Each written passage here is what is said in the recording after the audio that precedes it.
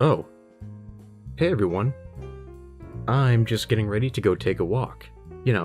Gotta get the exercise going.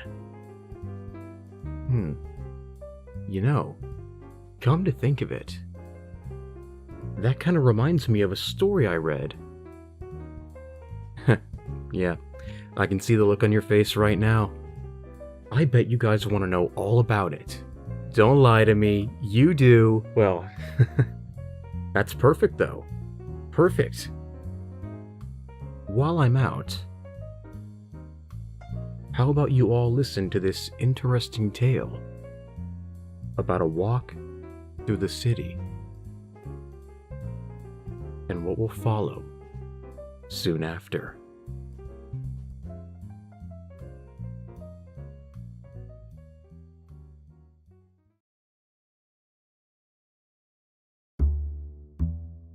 I have grown accustomed to these short walks, really short ones, just up and down the street. Some people take nightly walks just to stay healthy. They spend hours after hours wandering alone in some bleak suburbs, thinking that they're doing something in favor of their longevity. To me, that's total bullshit. What's the point of living for so long if your life is boring as hell? I take my long walks because I enjoy them. Nothing more, nothing less. I came to New York about 5 years ago. Some say it's the city that never sleeps, and I can't agree with them more. New York is literally full of life, and the evening is usually its best time of the day. When everybody has finished work and is wandering light-heartedly through the neon-lit streets, it's a great pleasure for me to join them and to take in the beauty of this magnificent city by walking among its people. It was 8 o'clock that night when I left home. I walked quickly through the dark alleyways into the well-lit main street, my eyes narrowing against the blinding flashes of neon signs. "Mommy!" a boy called out. "Look! There's a strange old man over there." "Johnny, what have I told you about being polite?" His mom, a young blonde in her early 20s, looked embarrassed.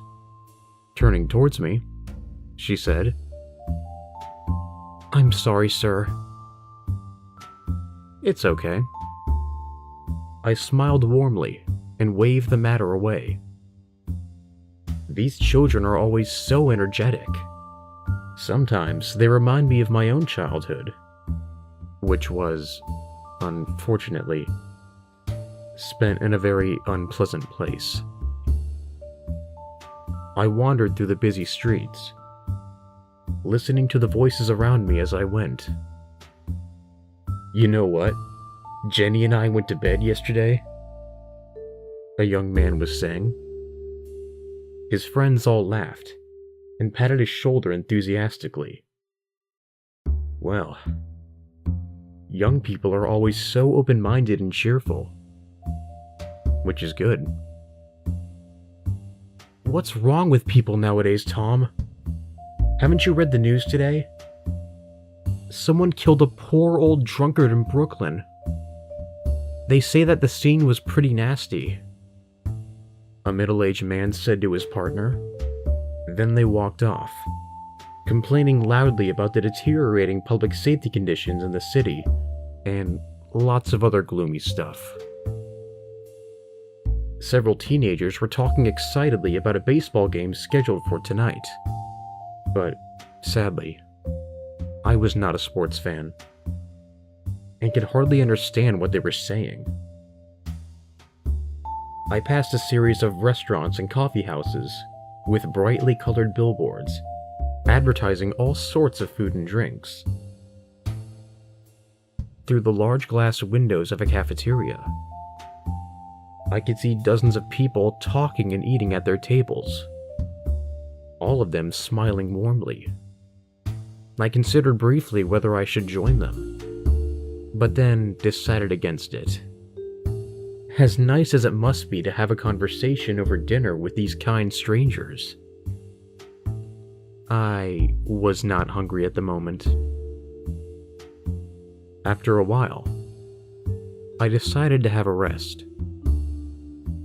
Sitting down comfortably on one of the benches lining the sidewalk, I gazed up at the skyscrapers, which stood like giant beacons of light against the night sky, marveling at their beauty and magnificence. I got so absorbed by the grandeur of the scenery that I somehow failed to notice the drunk young man shuffling along the sidewalk towards me. The poor fellow stumbled over my outstretched legs and fell face first to the ground. "Oh, I'm sorry," I said, totally embarrassed. He stood up on shaky legs and turned to face me with clenched teeth, his breath stinking of sweat and alcohol. "You bastard!" he screamed, and threw a heavy left hook which connected right under my chin.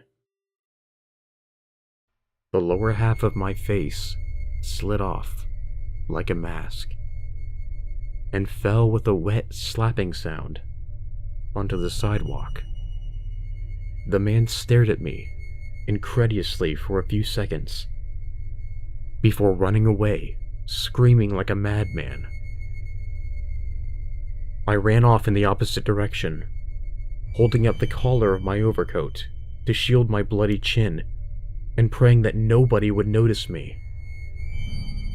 Upon returning to my home in the sewers, I stripped myself clean of the stolen skin with my claws. It was taken from an old drunkard in his early 70s. That must have been why it was so fragile. I felt really upset.